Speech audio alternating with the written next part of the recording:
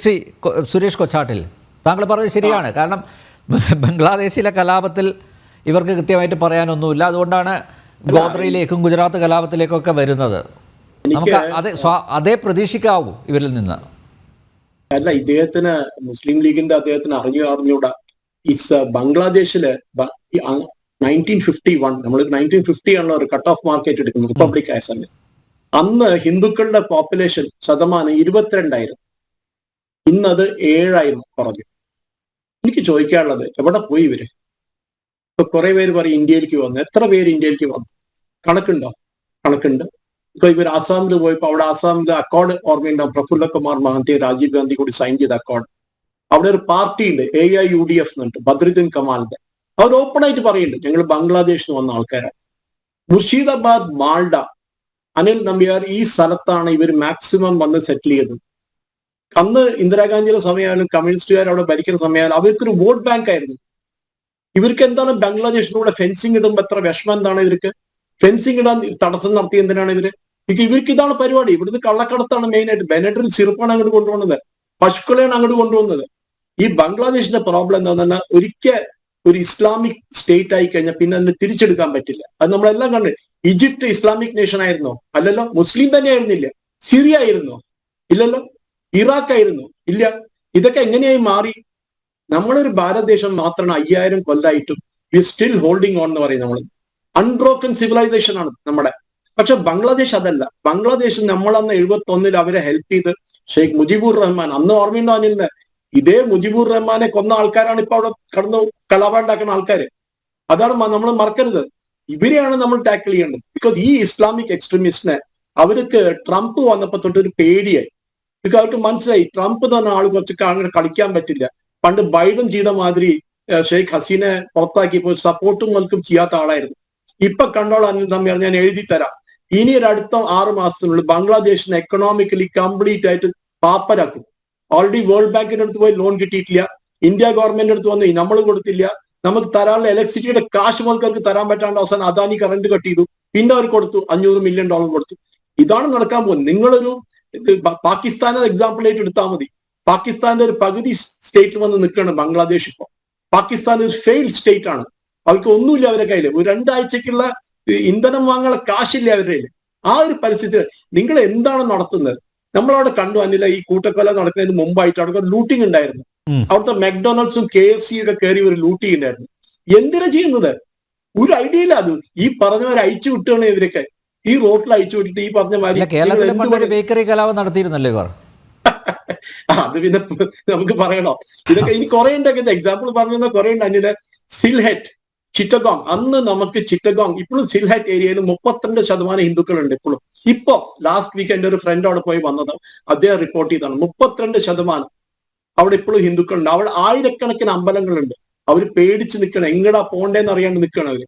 ഇതാണ് അവിടുത്തെ പ്രോബ്ലം. എനിക്ക് മനസ്സിലാവാത്ത, ഇന്ന് വരെ സതീശൻ, VD സതീശനോ അല്ലെങ്കിൽ നമ്മുടെ കോൺഗ്രസിന്റെ സുധാകരനോ അല്ലെങ്കിൽ ഗോവിന്ദ മാഷ് CPM ആരെങ്കിലും ഇവരില്ലാത്ത അതിനൊക്കെ ട്വീറ്റ് ചെയ്യും. എവിടെയോ കിടക്കുന്ന. അതാണ് ഇവരുടെ പ്രോബ്ലം. ഇവരുടെ വോട്ട് പോവുമല്ലോ. അതാണ് പേടി. അതാണ് ഇവരുടെ പേടി.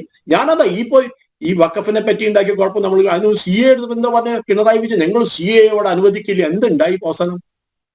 7ാമത്തെ ആൾക്ക് സിറ്റിസൺഷിപ്പ് കൊടുത്ത കേരളത്തിനായിരുന്നു. എന്ത് ചെയ്തു പിണറായി വിജയൻ? ഇതാണ് ഈ വോട്ട് ബാങ്ക് പൊളിറ്റിക്സ് ആണ്. ഇവര് BJP പറയുമല്ലോ.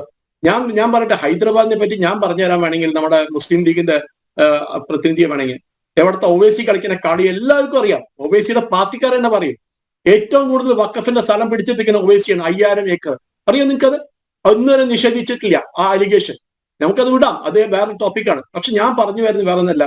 വേറൊരു രാഷ്ട്രത്തിൽ ഒരു ഈ പറഞ്ഞ മാതിരി എന്തെങ്കിലും ഒരു റയറ്റ് നടക്കുന്ന, അല്ലെങ്കിൽ അവിടുത്തെ ആൾക്കാർ കൊല്ലുമ്പോൾ നിങ്ങൾക്ക് ഗാസയെ പറ്റി കാണിച്ച അതേ ഇൻട്രസ്റ്റ്, നിങ്ങൾ എന്താണ് റഫയെ പറ്റി കാണിച്ച അതേ ഇൻട്രസ്റ്റ് നിങ്ങൾ എന്താണ് ബംഗ്ലാദേശിൽ കാണിക്കാത്തത്? അവിടെ കൊല്ലപ്പെടുന്ന ഹിന്ദുക്കളാണ്, അവിടെ കൊല്ലുന്നത് മുസ്ലിംസ് ആണ്. ഇതാണ് നിങ്ങളുടെ പ്രോബ്ലം. നിങ്ങൾക്ക് വേറെ ഒരു പ്രോബ്ലം ഇല്ല, വോട്ട് പോകും. അതാണ് ഒരു പേടി. ഈ പേടിച്ച് ഹിന്ദുക്കൾ വന്നു, RSS വന്നു. ഞാൻ പറയട്ടെ, ഇപ്പൊ പെരോളിനെ പറ്റി പറയേണ്ട, ഞാൻ പിന്നെ തിരിച്ച് ഭാരതത്തിലേക്ക് വരുന്നില്ല. ഗ്രാൻഡ് സ്റ്റേറ്റ്സിന്റെ കാര്യത്തില് കേരളത്തിൽ പെരോളിനെ ഇറക്കി വിട്ടില്ല കുറെ പേരെ. മറന്നോ അവരുടെ പേര്? പാർട്ടി മറന്നോ അവരുടെ?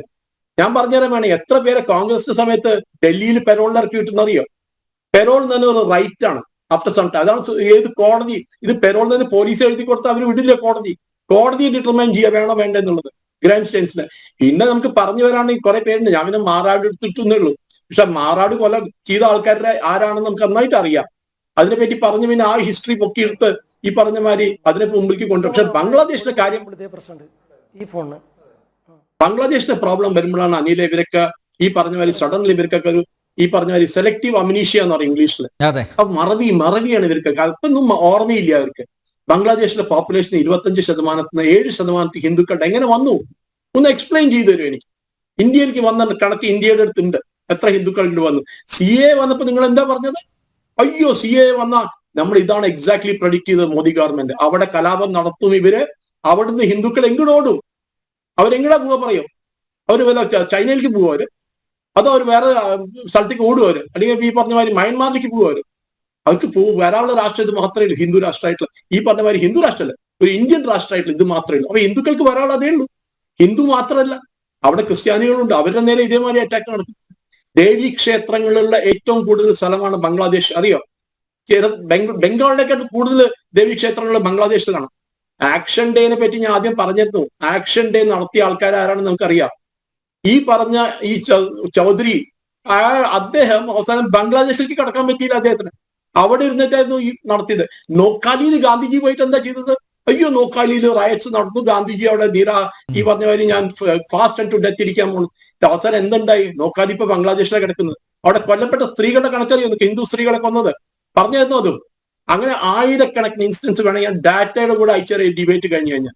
ഇതാണ് നിങ്ങൾ മനസ്സിലാക്കാത്തത്. ഞങ്ങളൊക്കെ അവിടെ പോയി വന്ന ആൾക്കാരാണ്. ഞങ്ങൾ ആൾക്കാരോട് പോയി വന്നിട്ട് അവർ കണ്ടത് ഗ്രൗണ്ട് സിറ്റുവേഷൻ ആണ്. ഇത് ഷെയ്ഖ് ഹസീനയുടെ സമയത്താണ് പറഞ്ഞത്, ഇപ്പോഴല്ല. ഷെയ്ഖ് ഹസീനയും അത്ര ഒരു വലിയൊരു ക്ലീൻ ക്യാരക്ടർ ആയിരുന്നില്ല. പക്ഷെ എന്നാലും ഇവരെക്കാട്ടിലും ഭേദമായിരുന്നു. തസ്ലീമ 2006 സമാധാനത്തിന് നോബൽ പ്രൈസ് കിട്ടിയ ആളാണ് മുഹമ്മദ് യൂനുസ്. അയാളാണ് ഇപ്പൊ അവിടെ ഭരിക്കുന്നത്.